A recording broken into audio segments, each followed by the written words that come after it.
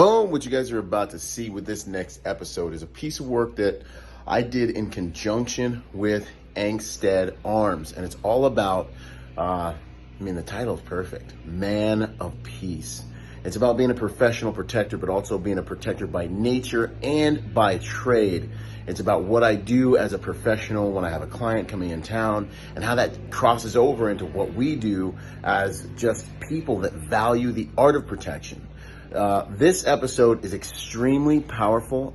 You can listen to it, but I highly recommend you go to my YouTube channel and watch this episode. Give Angstadt Arms a follow on Instagram and YouTube as well. They're amazing. They're literally changing the sub-gun game. They've got some amazing firearms.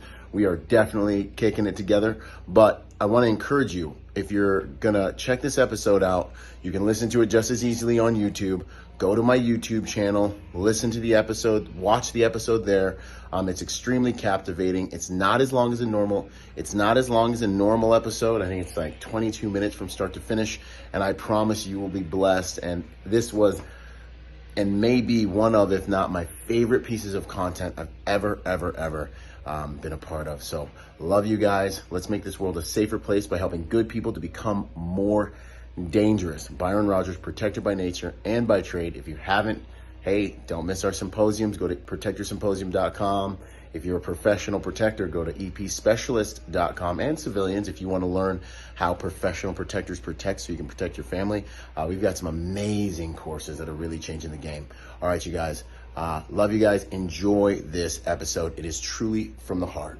Boom, hello, and welcome to the Protector Nation podcast, a podcast that is dedicated to making the world a better place, making the world a safer place by making good people dangerous.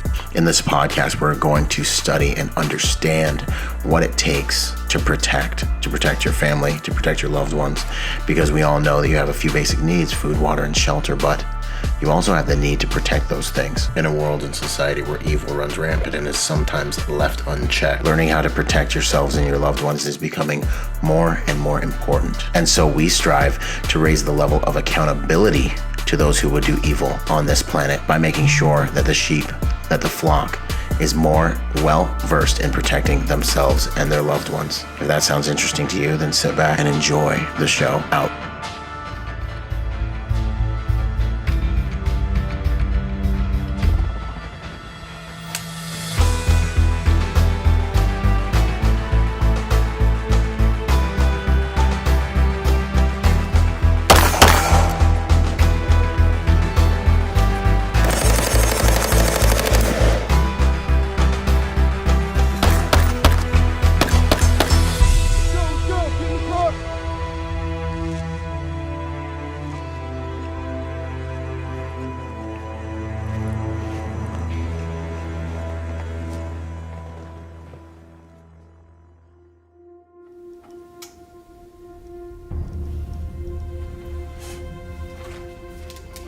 I am Byron Rodgers. My background is executive protection, infantry, 2 deployments to Iraq, 04 to 08.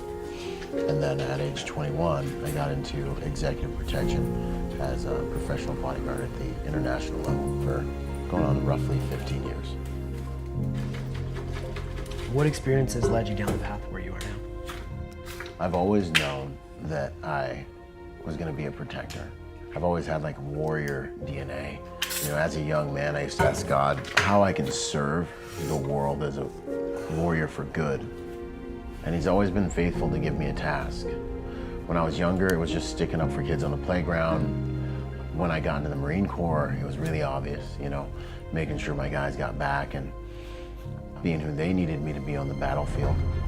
And then really, it was just by his grace that I found myself in the executive protection industry. Some say I didn't choose the game chose me, but really at age 21, I was getting out of the infantry and I was kind of like, what am I gonna do? The guiding light of my life, I was praying one day and he was like, go bounce at this bar, you're gonna be a bodyguard, you're gonna travel the world. I heard it as clear as day. All I ask is that when it happens just as I have said it will, is that you believe me. Because I know that voice, it kept me alive in Iraq. It's been with me my entire life. When I hear it, I know I hear it. And I went. I started bouncing at a club. 3 months went by, and a gentleman finally said, hey, go get these permits, give me a call back in 2 weeks, I'll show you how to make a lot more money doing what you're doing. And I blink, I'm in the back of a Bentley in Beverly Hills on Rodeo Drive doing my first interview with my first client. We hit 60 different countries that first year. We traveled more than the Secret Service and the President of the United States that year. I did that on repeat for 7 years.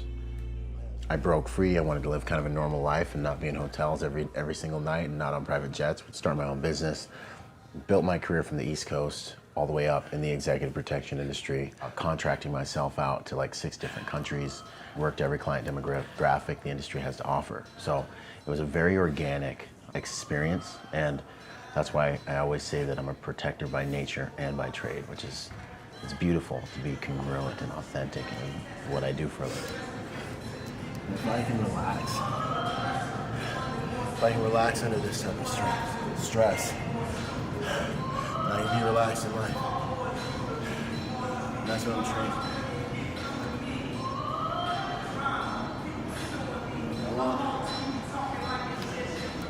I want to make life easier by becoming a harder man. I want life to attack. And I want to be able to sit there and appreciate that the attack isn't as hard as I am on myself. This is a form of self-love that I think has been forgotten. Discipline is the most valuable form of self-love. It empowers me to give more by becoming better.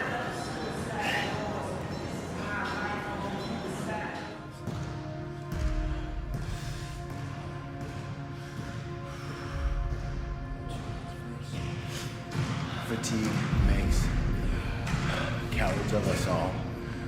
My goal is to chase my fatigue, find my weaknesses, expose my vulnerabilities. I want to be the man who's died 1,000 deaths in here and in practice so that I don't have to pay for it out on the field. I seek my limitations. I seek my weaknesses. And I destroy them. I devour them so they can never devour me.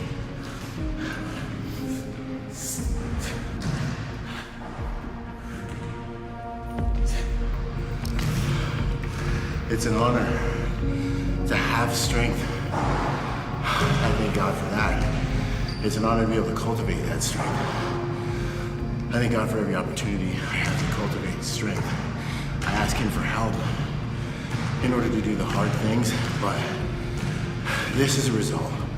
This is a result of being faithful with little things for a long period of time. That's what this is all about. Good stewardship with what you've been given so you can serve. So you can serve on the highest levels you're capable of. And we're created to serve on. And that comes from dying the small death every single day.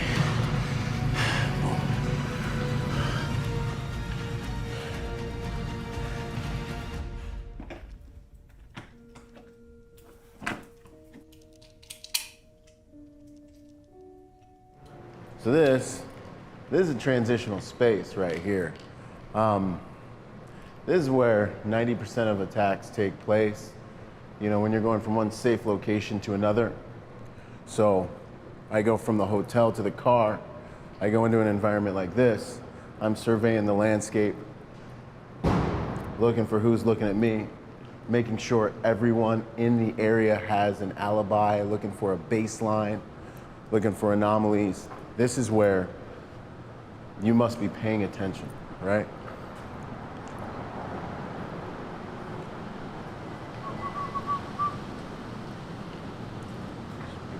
I feel the interesting thing about, you know, executive protection and bodyguard work is we're civilians that protect civilians. So realistically, the principles that we use are the same, you know. I'm a protector that seeks to multiply protectors in the world. My mission is to make the world a safer place by helping good people to become more dangerous, more willing, capable, and prepared. I want to multiply men of peace. I believe protectors are the white blood cells in the body of humanity, right? The strongest party wins. When God wants to get something done on the planet, he sends a man. Down here, what goes is whoever is the strongest. So the more good people we can make into protectors, the more tactics I use for the 1% of the 1% to keep them safe, the more good people I can train how to live a safer pattern of life, the safer the world will become ultimately. And that's my goal.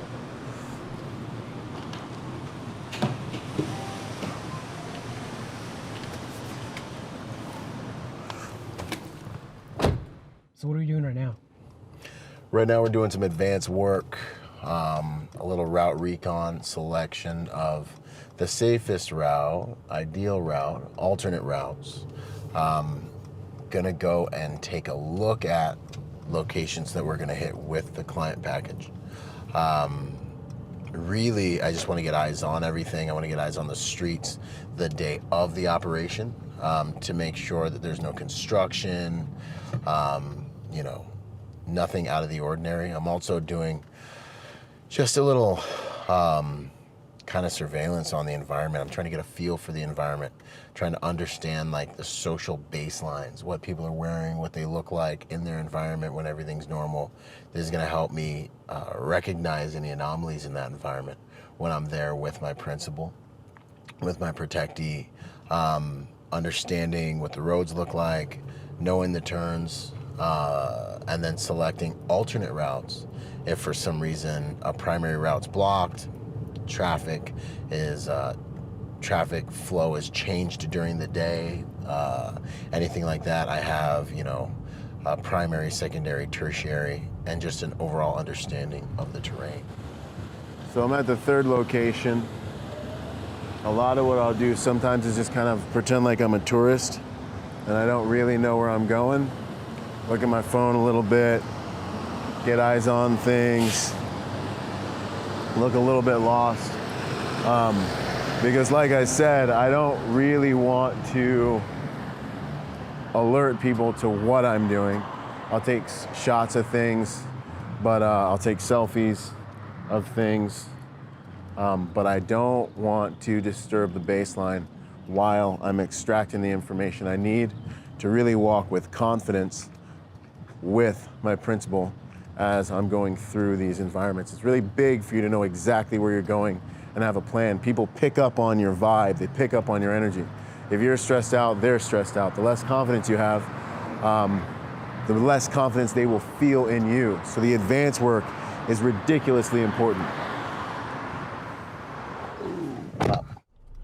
So when doing your advanced work, a few other things that are important really have to do with getting in and out of the environment, kind of without disturbing the environment. These people are gonna see you again. You wanna make sure that you don't stand out in their mind as an anomaly, even though you kind of are. You wanna be able to blend into the social baseline. This is a business environment I'm gonna be entering. So now that I've seen the way people are, the way people move, I've gotta make sure that I blend later on when I come back with my principal. I've seen the buildings that I'm gonna hit later on today. I know the ways in, I know the ways out. The quickest way to look like you haven't done your advanced work is not know where the bathrooms are. I know where those are. And so now I have enough understanding to move a principal through this environment, as well as do it while drawing the least amount of attention possible. As a professional protector, as an executive protection agent, your job, it's a service, right? It's not about you. And you have to be very careful to make sure that the way you look and the way you move represents your principle, but you're not drawing attention to yourself. And the way you dress and the way you interact with people is big. I'm very friendly with everyone I see, default respectful, smiling, I'm saying good morning, because I want to disarm everyone socially. I'm creating an environment I'm socially engineering an environment that's going to give me moral high ground if I need to do something. Oh, well, yeah, these two guys got into it on the way in or out of a location. But this guy was cool. He was smiling, he was polite, he held the door. I want to be that good guy that people don't see as a threat, especially if you're a bigger guy. It's very important that you utilize these social dynamics to your advantage. And so the advanced work is something that's very delicate, but must be done very well, and it's a skill in our industry.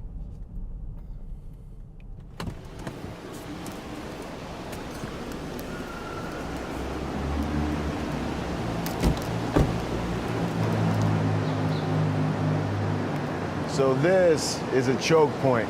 This is one of those places that you absolutely want to avoid when you're doing your route selection.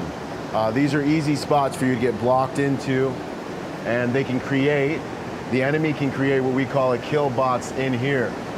They've got overhead on us, overhead check. They can drop things, they can fire down on you, they can block your avenue of escape. When you're taking different using different maps, sometimes they'll try to take you through different shortcuts, and sometimes they'll take you into different places like this. So when you're looking for shortcuts, you've got to be really careful that you don't select a choke point that can cause you to play into your enemy's hand.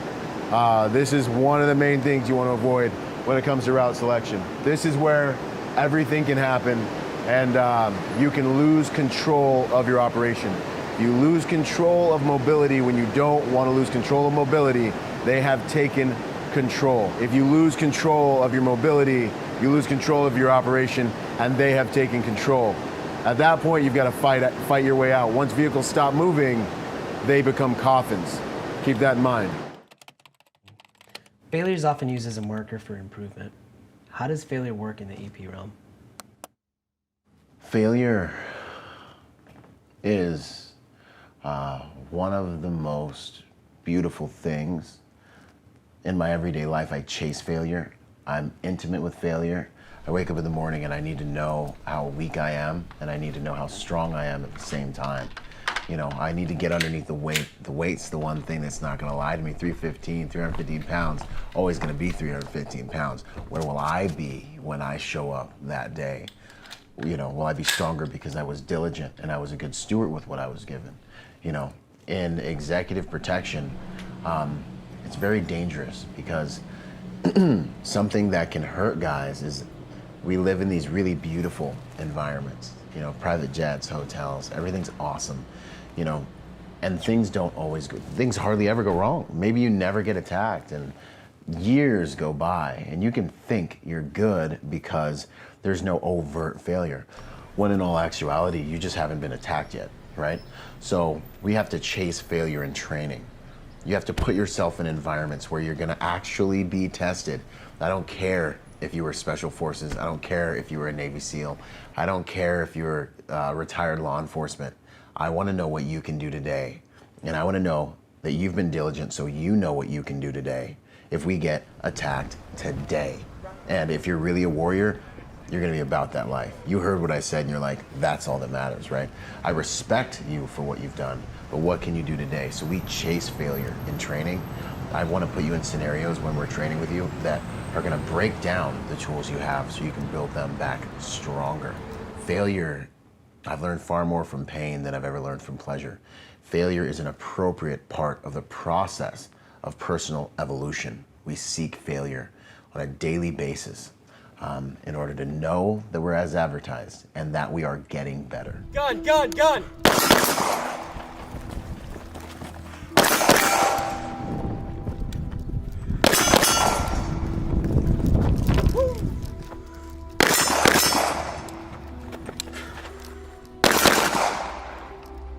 What is it you do to prepare yourself for the range? As a professional protector, to be as advertised, you've got to be in integrity with, first and foremost, yourself. People are paying us to do what it is we do. People are depending on us to perform when it counts. And the reason I say that protection is more than just a job, it's a lifestyle, is because what we do here, what we do in this time, I'm not being paid to go to the range. The reality is I've got to be in integrity with myself and with my clients and with my holders first and foremost.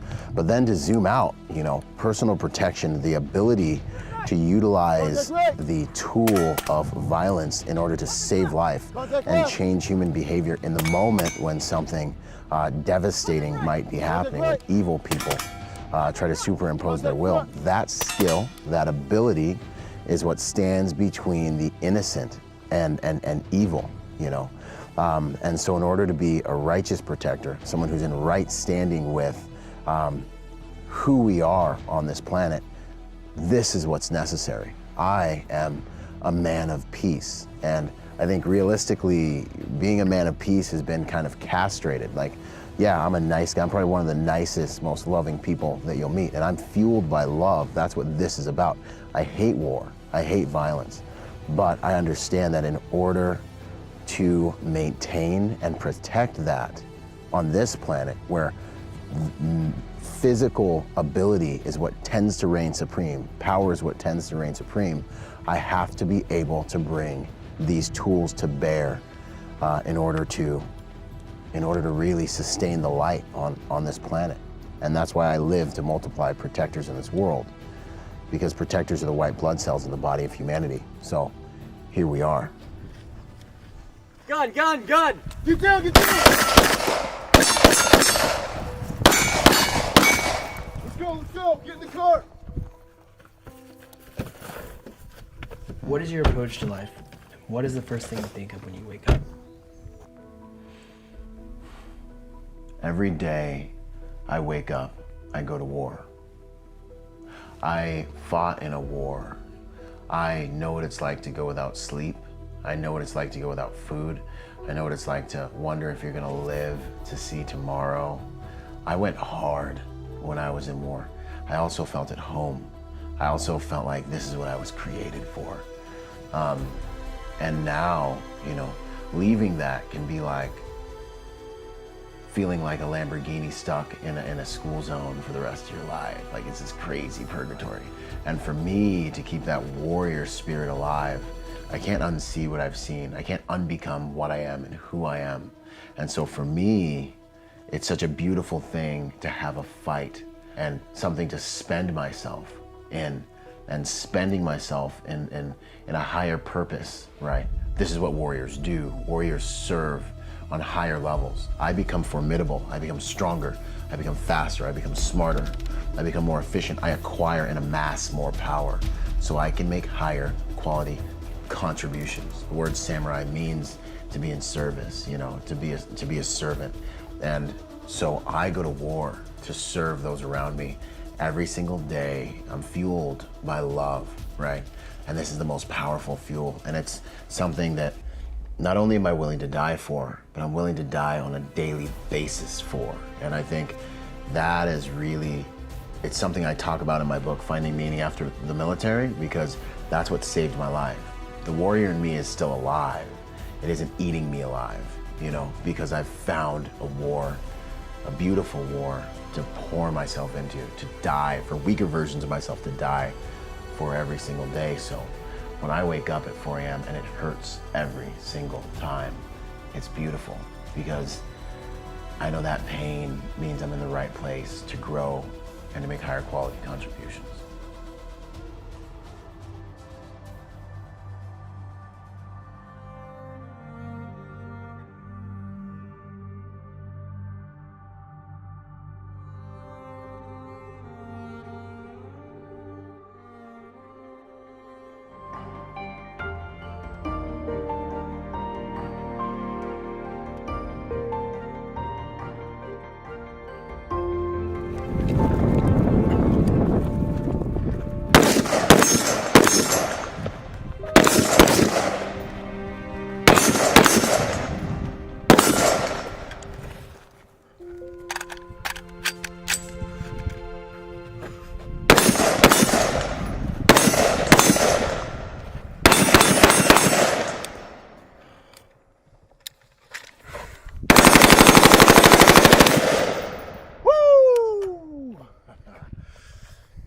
Man, boom! This is my MCK. There are many like it, but this one is mine. if you've got a firearm sitting around, a pistol that you are not doing anything with, get an MCK. They make them for every single model. If you want a micro conversion kit that will turn your handgun into a force multiplier, get one, man. They are ultra affordable. CAA, MCK, micro conversion kits are changing the game, y'all. So if you don't have one, you need to get one. Get one. Your women, children, people that are less physically potent will be able to fire your firearm to farther distances with more accuracy. You will be able to fire your firearm to farther distances with more accuracy. I want to get one of these into the hands of 100,000 more protectors this year, because ultimately we are only as good as the nation is only as good as its protection. Your home is only as safe and as good as your ability to protect it. MCK, go get one. Drop your handgun in, take it to the next level. Out. Boom. Boom. Yo, what up? I hope you guys really enjoyed that episode. Hey, listen, in order to get more out of the brand, I want to encourage you to go join us on our social media platforms and join us at protectornation.com. We post different types of content on our different platforms at different times. You'll get blog posts, you'll get videos, you'll get real world combat engagements and things like that. So stay plugged in order to get the most out of the brand. In order to support us, also go to protectornation.com and buy something, or join forces with me on Patreon. You'll scroll down the homepage and you'll see the link. Anything you can give counts. Think about whatever you would lose in your cushions or like spend on McDonald's this month, $5 a month, whatever it is. That helps us make the world a better place by making good people dangerous. Anyways, this is Byron Rodgers, protector by nature and by trade, and I'll see you on the next piece of content, whether it's a video or podcast. Out.